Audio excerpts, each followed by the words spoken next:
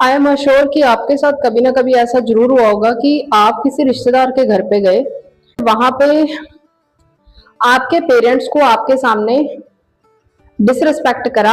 आपके रिश्तेदार ने, आपका रिश्तेदार आपके पेरेंट्स के फेस पे कुछ बोल नहीं पाता है तो वो आपको बुरा फील करवाता है, आपके पेरेंट्स को डिसरिस्पेक्ट करके, उनको गलत बोल के। और उस टाइम पे जब आप बचपन में होते हो, जब हम छोटे होते हैं, ये सब चीजें मेरे साथ भी हुई हैं, तो आप में से भी हो सकता है किसी और के साथ हुई हो। तो हम छोटे होते हैं, हमें ये सिखाया जाता है कि बड़ों की रिस्पेक्ट करनी है।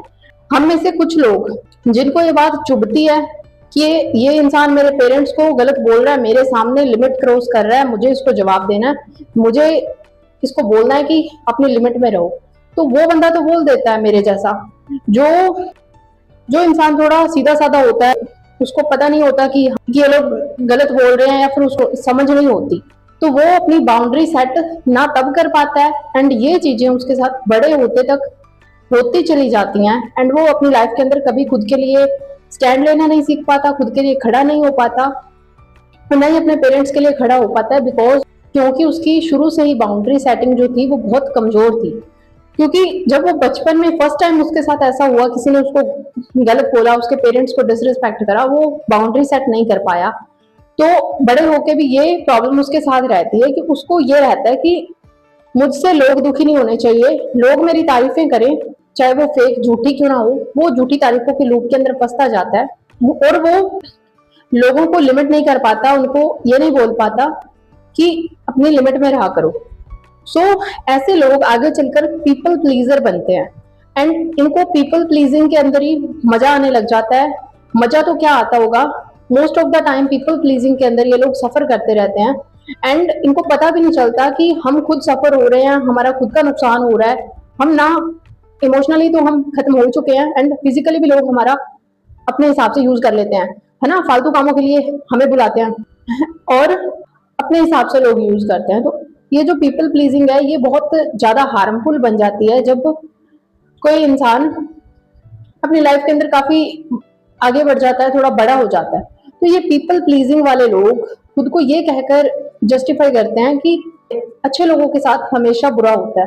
तो ये स्टेटमेंट कहीं ना कहीं मेरे को अधूरा लगता है, थोड़ा गलत लगता है कि अच्छे लोगों के साथ हमेशा बुरा होता है।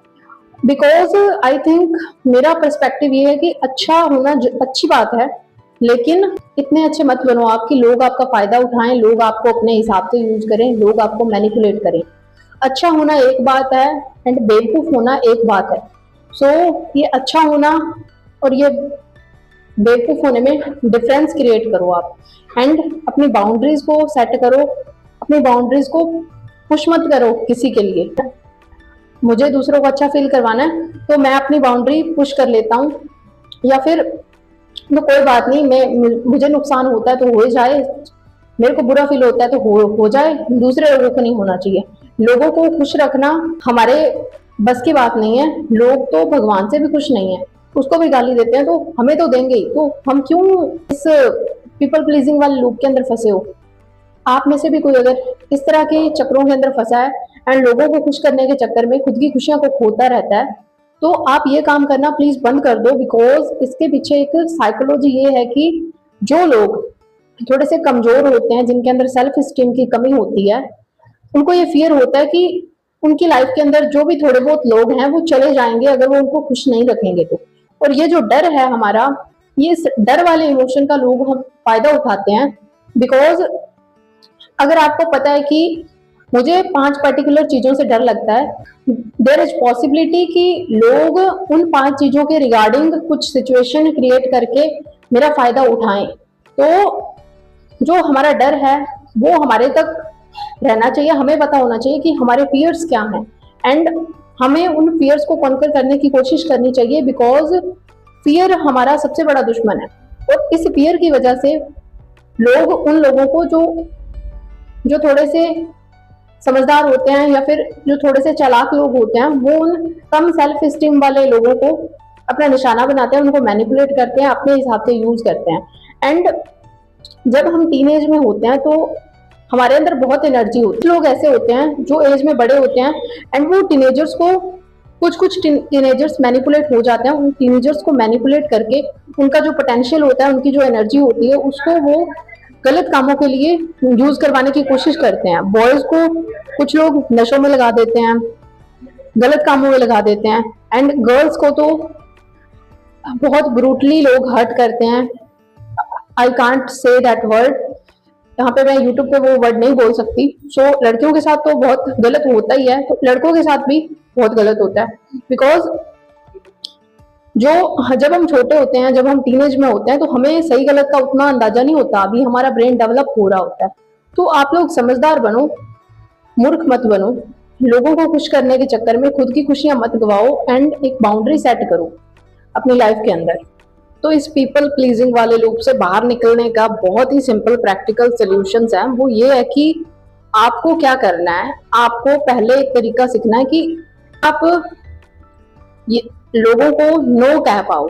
आपको सीधे सीधे किसी भी काम को करने के लिए किसी को हाँ नहीं बोलनी है, एंड आपको देखना है कि आप अपना थोड़ा फायदा देखना सीखो कि आपको क्या मिलेगा किसी का 2 कौड़ी का फालतू काम करके देने में, आपको क्या मिलेगा किसी को कोई दुकान से सामान ला के देने में, ऐसे ही वो भी फ्री में। सो आप ये देखो कि आपका कितना फायदा हो रहा है सामने वाले का काम करके देने से, तो अपना फायदा भी थोड़ा देखना सीखो। पहली बात ये है। दूसरा तरीका ये है कि अपनी एक लिमिट सेट करो, एक बाउंड्री सेट करो, एंड लोगों को थोड़ा जवाब देना सीखो, थोड़े रिबल बनो। बिकॉज अगर आप रिबल नहीं बनोगे तो लोग आपको परेशान करेंगे, लोग आपको बेच खाएंगे।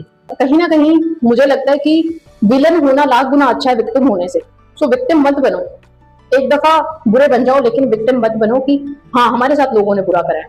खुद को एजुकेट करो, अच्छी किताबें पढ़ो, अच्छा नॉलेज गेन करो, अपना टाइम जो है ना उसको प्रोडक्टिव कामों में लगाओ, जिससे क्या होगा आपकी वैल्यू ऑटोमेटिकली बढ़ जाएगी, क्योंकि आप लोगों के लिए अवेलेबल ही कम हो जाओगे। और जो चीज मार्केट में कम अवेलेबल होती है ना, उसकी वैल्यू हमेशा ऊपर रहती है, उसका प्राइस हमेशा ज्यादा होता है। अपने टाइम को सेव करो, अपने एनर्जी को सेव करो, फालतू लोगों के पीछे मत दौड़ो। सो काइंड होना अच्छी बात है, अच्छा इंसान बनना, दूसरों की हेल्प करना, ये सब अच्छी बात है, हम कर पाते हैं बिकॉज हम इंसान हैं, हम इसीलिए कर पाते हैं ये सब। अगर आप कोई बंदर चिड़िया गिलहरी होते तो आप ये सब नहीं कर पाते। हम इंसान हैं, हम इसीलिए दूसरों की मदद कर पाते हैं, एंड ये मदद करते करते ये मदद हमें कब नुकसान पहुंचाने लग जाती है हमें पता तक नहीं चलता। सो आपको डिसाइड करना है कि चौथी चीज की आपको ये डिसाइड करके रखना है कि आपको किसकी कितनी हेल्प करनी है और किस तरह की हेल्प करनी है। कई बार आप लोगों को ना नहीं बोल पाते, आप गलत कामों में भी लोगों की हेल्प कर देते हो। सो इन सब चीजों से बचो, क्योंकि आपका जो टाइम है वो बहुत बहुत कीमती है, और लोगों के जज्बात क्या है ना, वक्त के साथ बदलते रहते हैं।